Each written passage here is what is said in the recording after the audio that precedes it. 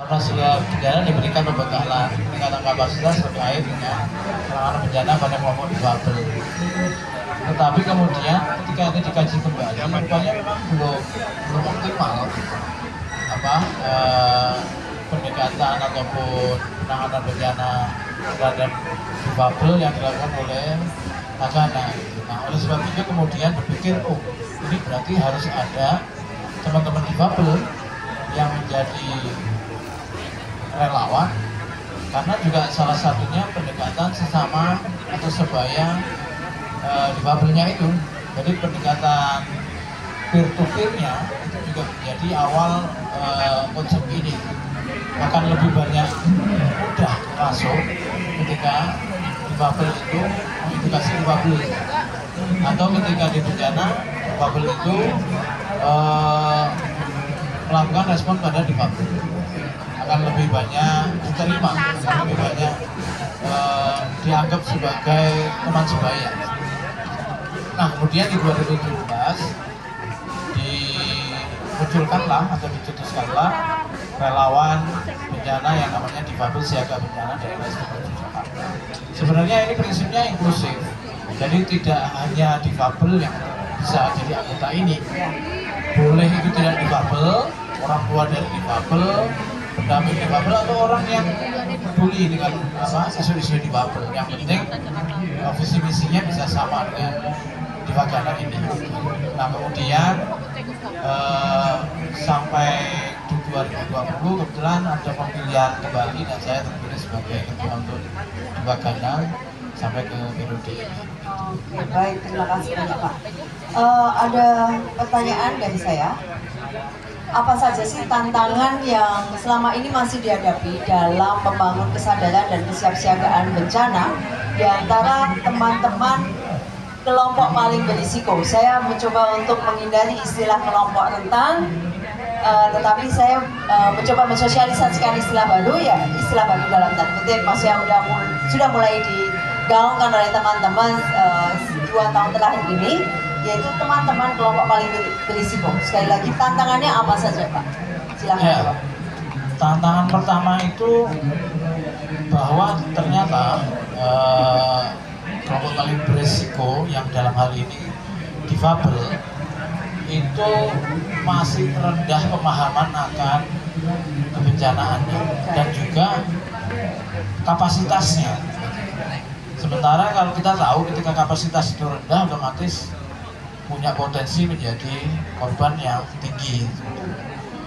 Nah, bisa jadi kemudian berdasarkan diskusi kami di dalam, mungkin edukasi dan sosialisasi belum sampai kepada teman-teman difabel ini, atau mungkin sudah sampai tetapi media yang disampaikan itu tidak sesuai. Misalnya mengedukasi teman-teman tuli tapi tidak menyertakan juru bahasa isyarat, atau bahasanya kemudian tidak disederhanakan. Nah, ini jadi masalah sendiri, karena memahami bencana itu adalah bagi teman-teman tuli, teman-teman intelektual, teman-teman mental, teman-teman netra, itu hal yang baru. Nah, ini yang kemudian jadi jadi catatan sebenarnya yang harus kita perbaiki di sana. Nah, kemudian yang ketiganya pemahaman dari difabel itu sendiri, karena difabel dengan tingkat kedifabilitasan yang berat, mereka yang misalnya dengan cerebral palsy berat yang harus diasistensi oleh keluarganya, itu tidak bisa memahami akan kebencanaan. Otomatis keluarga terdekat, keluarga inti atau pendampingnya atau tetangga di sekitarnya itu harus diedukasi terkait dengan kebencanaan ini. Nah, yang kemudian bahwa yang kedua, poin kedua, kalau dari poin pertama, poin kedua tantangannya adalah difabel itu belum diletakkan sebagai subjek dalam isu bencana ini, gitu. Jadi masih pada tataran bahwa difabel itu prioritas yang diselamatkan. Jadi ketika difabel hadir dalam misalnya proses diskusi untuk menentukan kebijakan atau produk kebijakan untuk kebencanaan, itu menjadi hal yang baru gitu dari pelaku-pelaku atau stakeholder di bencana ini.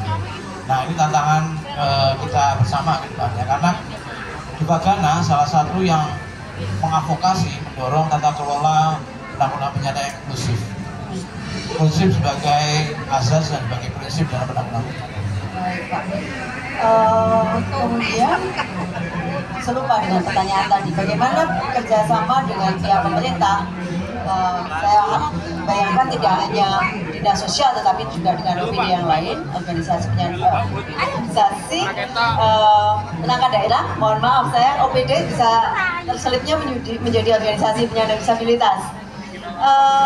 Bagaimana kerjasama antara pemerintah dan unsur pentahelix yang lain, mungkin pihak swasta, media, akademisi, bahkan juga dengan teman-teman organisasi non pemerintah, nilaba yang tidak hanya organisasi penyandang disabilitas dalam upaya untuk memperkuat kesiapsiagaan bencana di daerah istimewa Yogyakarta.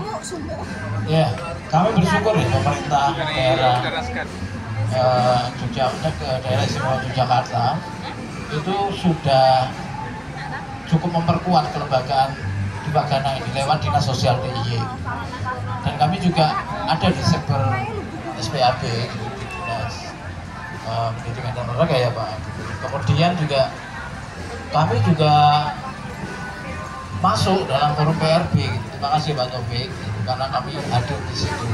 Nah harapannya ini juga nanti ke depannya itu juga seperti itu gitu, bahwa karena di Bagana ini sebagai entitas yang di isu kebencanaan yang dalam hal ini cukup fokus, ya kami kira memang cukup layak ya dilibatkan atau mungkin berkolaborasi, bermitra dalam banyak kegiatan yang tentunya di isu kebencanaan, karena kami mendorong penanggulangan bencana yang inklusif tadi itu. Nah kemudian juga saat ini kami melakukan kerjasama riset dengan Fakultas Psikologi UGM terkait dengan mengkaji early warning system yang ada di Medikorejo, Tempel, dan juga di Wonokerto Turi, di dua kampung siaga bencana ini, untuk melihat sejauh mana kemudian early warning system itu berdampak pada kelompok beresiko difabel.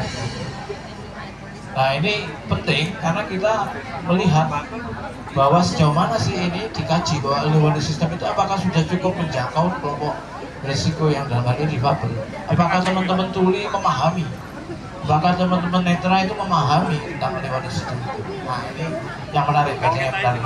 Kemudian kami juga pernah kolaborasi dengan beberapa lembaga material, termasuk dengan Bu Afa terkait waktu vaksinasi kemarin.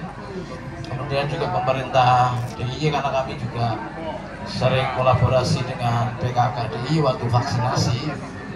Nah ini kerja-kerja kami memang kami niatkan untuk berbakti pada negara ini. Walaupun kami difabel, tapi bentuk bakti kami itu seperti ini. Kerelawanan kami itu di kebencanaan seperti ini. Begitu. Baik.